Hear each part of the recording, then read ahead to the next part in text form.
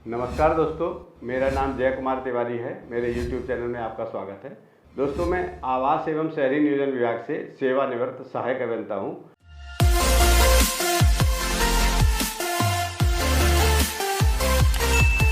आज मैं बात करूंगा रेरा के बारे में कि रेरा एक्ट में क्या प्राविधान है, क्या अधिकार और दायित्व हैं जो हमारे प्रोमोटर्स को मिलते हैं और होम बायर्स को मिलते हैं, तथा एजेंट्स के लिए भी उसमें पंजीयन कराने का प्राविधान है। तो इसमें डिटेल से बात करेंगे इस वीडियो में। दोस्तों, भारत सरकार ने 2016 में the real estate regulation and development act 2016 जारी किया था। इस रेरा एक्ट के अंतर्गत होम बायर्स के लिए, प्रोमोटर्स के लिए और जो लोग प्रॉपर्टी में डील करते हैं, बेचते हैं, जो एजेंट्स हैं रियल एस्टेट के, उनके लिए भी दायित्व हैं और उनके अधिकार भी हैं। तो आज इस वीडियो में मैं बात कर रहा हूं कि महत्वपूर्ण कानूनी प्राविधान क्या हैं रेरा एक्ट 2016 के अंतर्गत। मैं यूपी रेरा की बात कर रहा हूं, उत्तर प्रदेश रेरा की। तो दोस्तों, इसमें अगर बात करें कि रेरा का पंजीयन कराना किन परियोजनाओं के लिए आवश्यक है, तो सबसे पहले मैं बात करूंगा कि रेरा एक्ट के अंतर्गत प्रमोटर को उन्हीं परियोजनाओं का पंजीकरण कराना अनिवार्य है या उन्हीं परियोजनाओं का पंजीकरण रेरा एक्ट के अंतर्गत किया जाता है जो परियोजनाएं प्लानिंग एरिया के अंतर्गत स्थित होती हैं। अर्थात प्लानिंग एरिया उसको कहते हैं, रेरा एक्ट में भी इसके बारे में डिटेल से बताया हुआ है। वो एरियाज जिनके लिए मास्टर प्लान बने हुए हैं, जैसे कि उत्तर प्रदेश के सारे विकास प्राधिकरण हैं, विशेष क्षेत्र विकास प्राधिकरण हैं, रेगुलेटेड एरियाज हैं, या जो इंडस्ट्रियल डेवलपमेंट अथॉरिटीज हैं, जैसे नोएडा है, ग्रेटर नोएडा है, ईडा है, इस तरह के जो प्लानिंग एरियाज हैं, उन्हीं एरियाज के अंतर्गत जो भी प्रोजेक्ट हैं उनके लिए ही रेरा एक्ट 2016 लागू है। अन्य किन्हीं क्षेत्रों के लिए रेरा एक्ट के अंतर्गत किसी परियोजना का पंजीकरण कराना अनिवार्य नहीं है।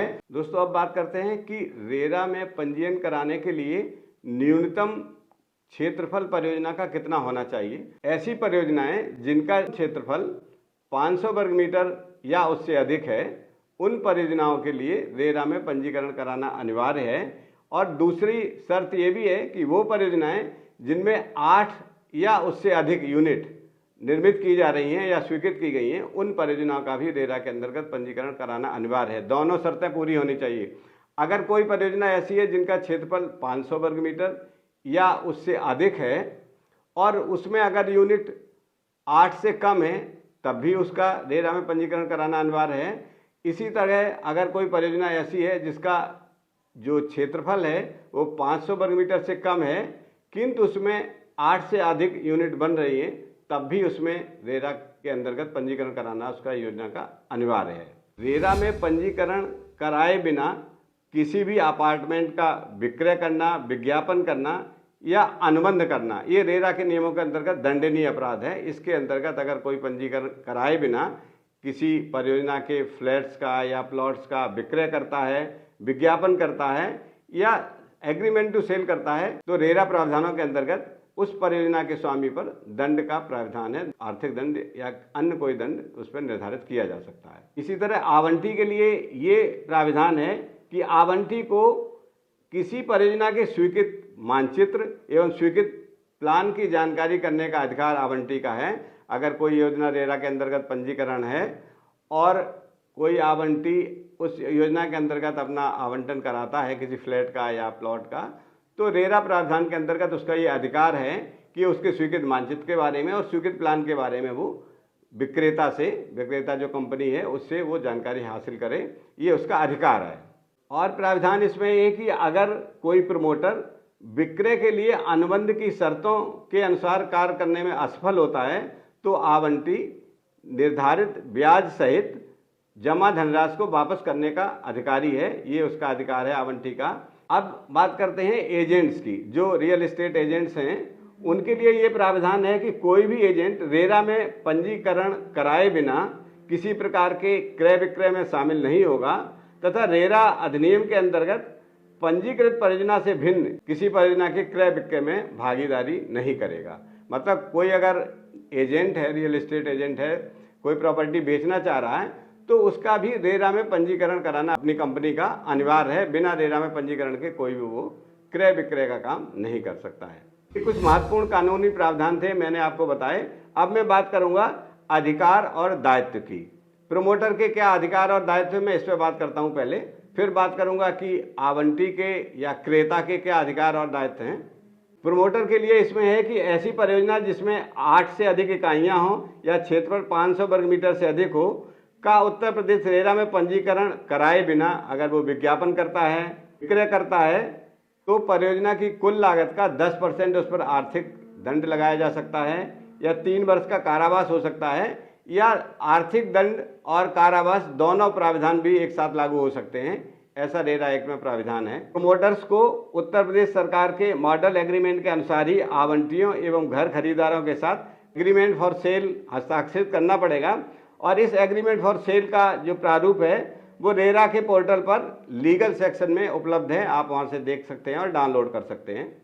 इसके बाद प्रमोटर्स का यह भी दायित्व है कि घर खरीदारों के साथ अगर वो एग्रीमेंट फॉर सेल करते हैं तो एग्रीमेंट ऑफ सेल करने से पहले 10% से अधिक धनराशि आवंटी से नहीं ले सकते हैं। 10% से अधिक धनराशि लेने का अधिकार उनको एग्रीमेंट फॉर सेल हो जाने के बाद ही है। प्रमोटर का यह भी दायित्व है कि प्रमोटर परियोजना हेतु खोले गए पृथक बैंक खाते में ही उस परियोजना से संबंधित सभी धनराशि जमा करेगा और उस परियोजना के अंतर्गत होने वाले व्यय पर ही वो सारी धनराशि खर्च की जाएगी। किसी अन्य कार्य के लिए उस पृथक बैंक खाते से कोई भी धनराशि व्यय नहीं की जा सकती है। अब बात करते हैं होम बायर्स की कि होम बायर्स का क्या दायित्व है और उनका क्या अधिकार है। दोस्तों, परियोजना में बुकिंग अथवा खरीद से पूर्व उत्तर प्रदेश रेरा की वेबसाइट www.up-rera.in पर परियोजना का रेरा पंजीकरण नंबर जांचना ये दायित्व है एक अलॉटी का। प्रमोटर एवं एजेंट द्वारा रेरा का पंजीकरण नंबर न उपलब्ध कराने अथवा बिना पंजीयन विज्ञापन करते हुए पाए जाने की स्थिति में उत्तर प्रदेश रेरा कार्यालय को तत्काल सूचित कर सकता है आवंटी। इसका मतलब ये हुआ कि अगर कोई प्रमोटर या कोई एजेंट रेरा में रजिस्ट्रेशन कराए बिना, रेरा का रजिस्ट्रेशन नंबर आवंटी को बताए बिना किसी परियोजना में फ्लैट या कोई प्लॉट बेच रहा है तो आवंटी का ये दायित्व है कि ऐसी स्थिति में वो उत्तर प्रदेश रेरा कार्यालय को सूचित कर सकता है। होम बायर्स के लिए ये रेरा ने एक चेतावनी दी है कि होम बायर्स ऐसी किसी परियोजना में निवेश ना करें जो रेरा में रजिस्टर्ड ना हो। अब बात करते हैं कि रियल एस्टेट एजेंट्स के क्या दायित्व हैं और उनके लिए क्या अधिकार हैं। तो एजेंट द्वारा रेरा में अपंजीकृत परियोजना का प्रमोशन, बुकिंग अथवा विक्रय करना प्रतिबंधित है। अर्थात कोई भी रियल एस्टेट एजेंट ऐसी किसी परियोजना का विज्ञापन, बुकिंग या प्रमोशन नहीं करेगा जिसका रेरा में रजिस्ट्रेशन नहीं हुआ है। दूसरा, एजेंट द्वारा विक्रय के समय होम बायर्स को परियोजना का रेरा पंजीकरण नंबर उपलब्ध कराना अनिवार्य है। कोई भी होम बायर अगर चाहता है कि उसको रेरा का रजिस्ट्रेशन नंबर दिया जाए तो ये एजेंट की ड्यूटी है कि उसकी बुकिंग तभी करेगा जब वो परियोजना रेरा में पंजीकृत हो और रेरा के पंजीकरण का नंबर भी उस होम बायर को देना अनिवार्य है। यदि कोई भू संपदा अभिकर्ता धारा 9 अथवा 10 का अनुपालन नहीं करता अथवा उसका उल्लंघन करता है तो वह ऐसे प्रत्येक दिन के लिए जिसके दौरान ऐसा उल्लंघन जारी रहता है 10,000 रुपये अर्थदंड का दायी होगा। मतलब पर डे 10,000 रुपये लगेगा उससे अगर वो धारा 9 और धारा 10 का अनुपालन नहीं करता कोई भी एजेंट। और ये जो अमाउंट है वो प्रश्नगत इकाई जो यूनिट बेची जा रही है उसके मूल्य के 5% धनराशि तक हो सकता है, अर्थात 10,000 रुपये प्रतिदिन अथवा उस बेचे जाने वाली इकाई के कुल मूल्य का 5% की सीमा तक अधिकतम इस पर दंड लगाया जा सकता है। दोस्तों, ये कुछ दायित्व एवं अधिकार थे रेरा के संबंध में जो मैंने इस वीडियो में आपको बताए। और अगर अधिक जानकारी आप करना चाहते हैं तो रेरा की वेबसाइट पर भी विजिट कर सकते हैं। रेरा की वेबसाइट जैसे अभी मैंने बताई थी www.up-rera.in है। जब इस वेबसाइट पर जाएंगे तो आपको इस वेबसाइट पर कुछ हेल्पलाइन मोबाइल नंबर्स भी मिल जाएंगे, वहां से फ़ोन कर भी आप रेरा कार्यालय से इसकी जानकारी प्राप्त कर सकते हैं। दोस्तों, इस सूचना के साथ ये वीडियो यही समाप्त होता है। अगले वीडियो में किसी महत्वपूर्ण बिंदु पर फिर आपसे चर्चा करेंगे। नमस्कार।